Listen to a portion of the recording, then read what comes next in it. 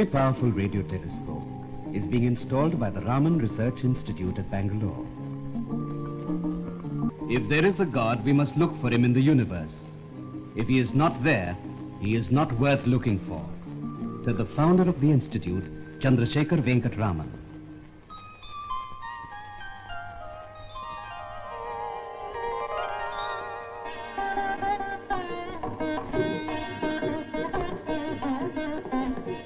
C.V. Raman was born at Tiruvannaikaval near Tiruchinappalli in Tamil Nadu on 7th November 1888 to Parvati Ammal. Chandrasekhar Iyer, his father, was a school teacher. Raman was the second of 8 children.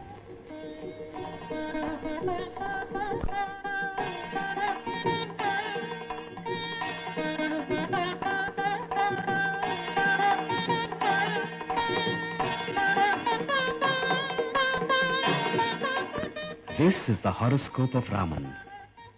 But Raman did not believe in astrology. When Raman was just 3 years old, his father became a lecturer in the Avian College at Visakhapatnam.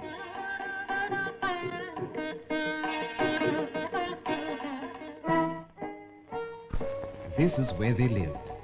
While listening to his father's violin, the young Raman perhaps looked at the roaring sea and wondered, why is the sea blue? Why is the sky blue?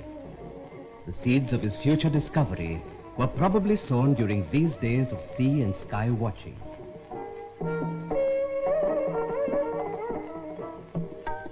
At the rather tender age of 13, Raman joined the Presidency College Madras.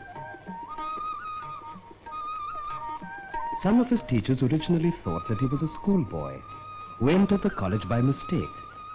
The same teachers later praised his caliber profusely. In fact, they exempted him from attending the science classes because he was far ahead of his class. His first research paper, Unsymmetrical Diffraction Bands Due to a Rectangular Aperture. This was published in the London Philosophical Magazine in 1906.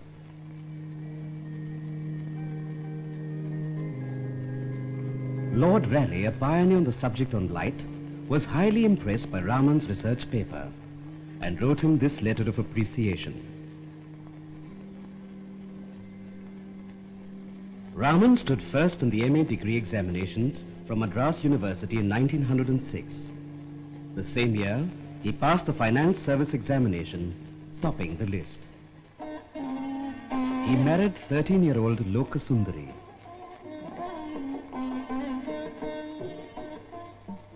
Raman got the prestigious position of Assistant Accountant General at Calcutta at the age of 18. Within a week of his arrival, while traveling by tram, Raman noticed the board, the Indian Association for the Cultivation of Science. The association was founded in 1876 by Mahendra Lal Sarkar for the cultivation of science through original research. On his way back from office, Raman knocked at the door of the association at 210 Baugazar Street.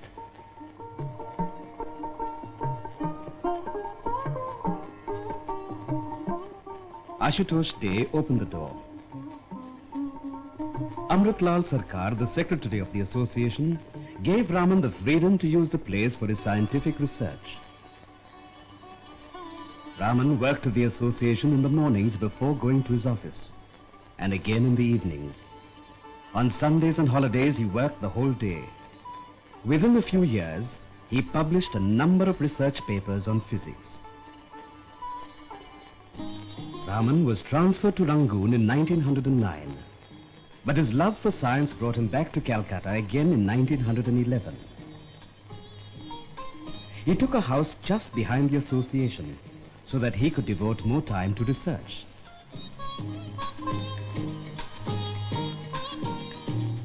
Though a finance officer, C.V. Raman had already become quite famous for his scientific research work. Sir Ashutosh Mukherjee, who had an uncanny eye for talent, offered Raman the Tarak Nath Palit Professorship at the Calcutta University. One of the requirements for appointment to the Palit chair was a foreign qualification. This Raman did not have. So, Sir Ashutosh changed the provision of the endowment in his favor.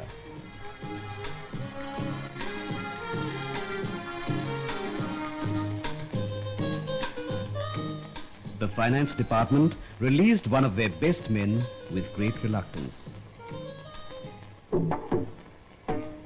During the early period of his pilot professorship, Raman did a lot of work on sound, particularly on musical instruments at the Science College of the University of Calcutta.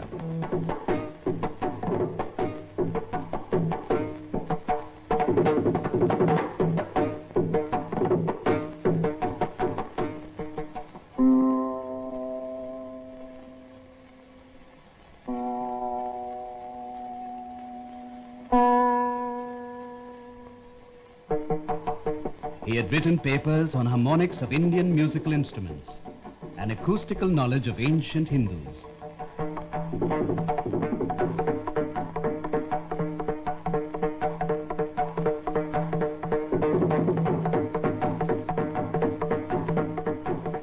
Raman explained by experiments the musical expertise of the ancient Hindus.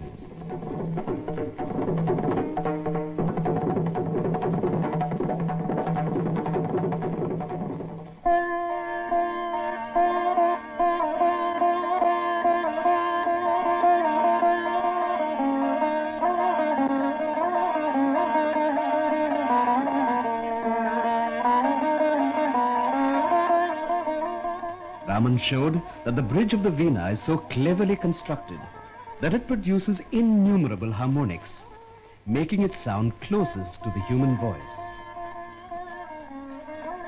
Raman became a world authority on sound and musical instruments. His work covered a wide variety of musical instruments, stringed, bowed, and membranes.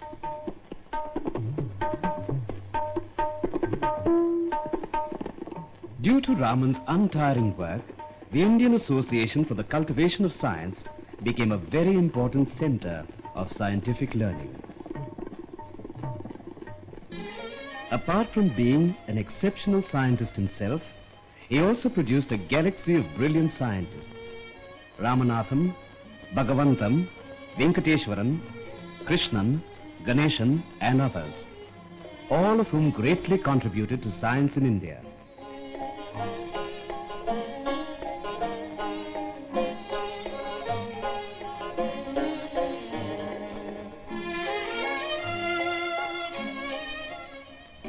Deeply struck by the blue color of the Mediterranean, he began his research and later proved that the blueness of the sea is not due to the reflection of the sky, but due to the scattering of light by water. Then came the famous experiments that culminated in the discovery of a new radiation. Surprisingly, the experiment was carried out with simple instruments which cost a mere 200 rupees.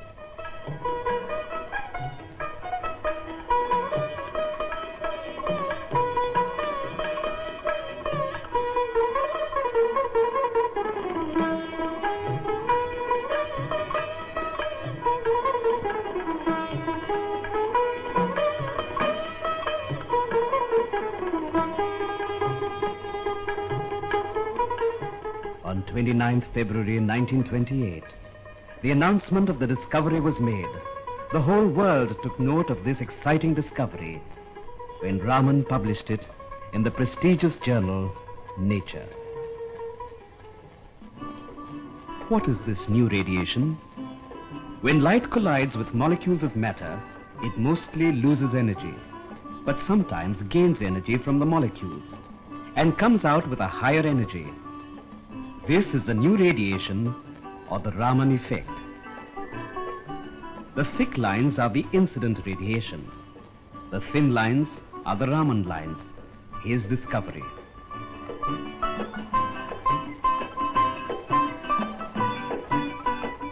The Raman radiation principle of excess energy can be explained thus. When a billiard ball hits another, it invariably loses energy. But occasionally, when it hits a moving ball, it may get additional energy. For this discovery, Raman was awarded the most coveted Nobel Prize for Physics on December 11, 1930.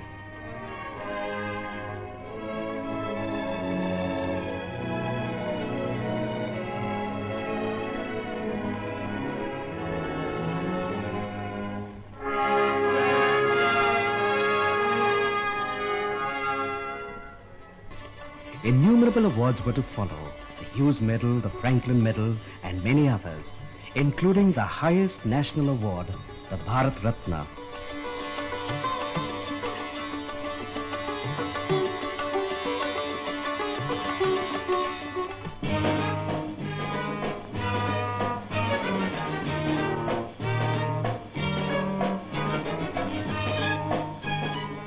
The Raman effect opened up a new method to understand the structure of complex organic molecules.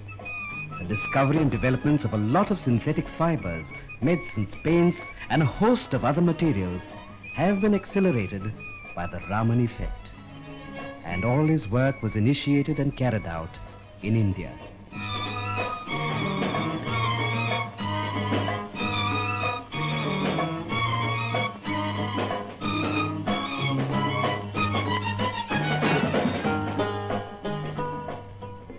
He was invited to a number of countries to give talks on his discovery.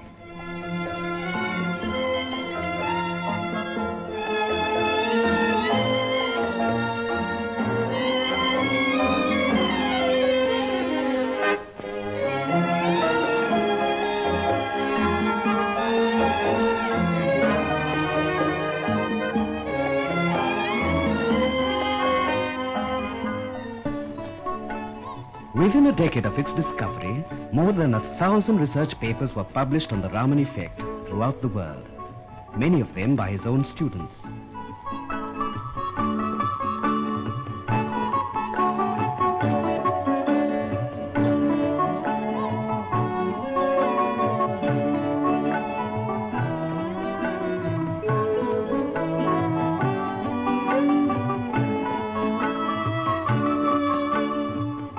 In 1933, Raman became the director of the Indian Institute of Science at Bangalore. Here he conducted a series of experiments on crystals, particularly on a variety of diamonds.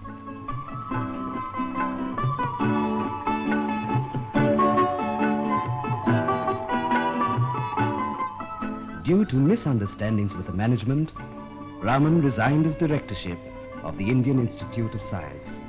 However, he stayed on working as a professor of physics for another decade. He founded the Indian Academy of Sciences in 1934 and remained its president for his lifetime. The Academy became a center for the dissemination of scientific knowledge throughout the world. Annual meetings of the Academy were held at various university towns. A lucid writer, Raman was also a popular speaker. He started his own institute, the Raman Research Institute, located on a piece of land donated by the Maharaja of Mysore. Here he worked for the rest of his life without any interference. There was always a constant flux of visitors to the Raman Institute: scientists, laymen, and admirers.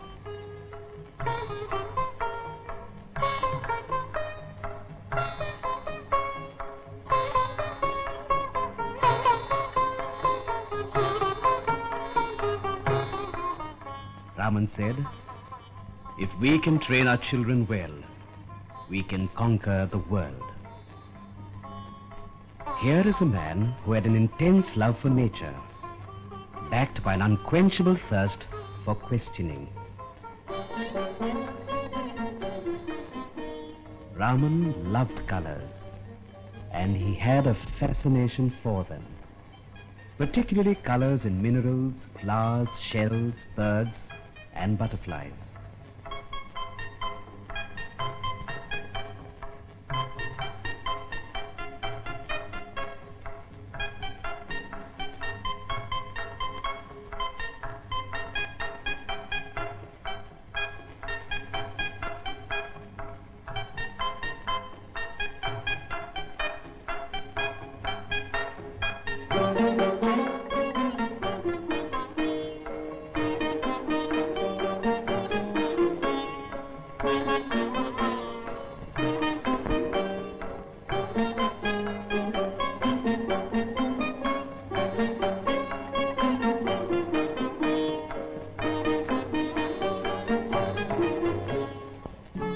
He had a fantastic collection of diamonds and precious stones.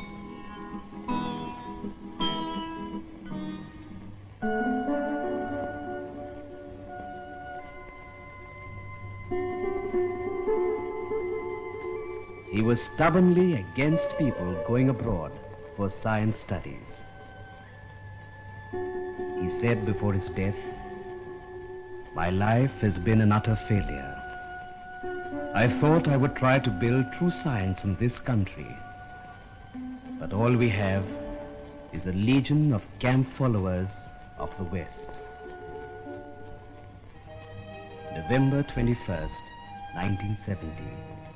A true colossus fades away into history.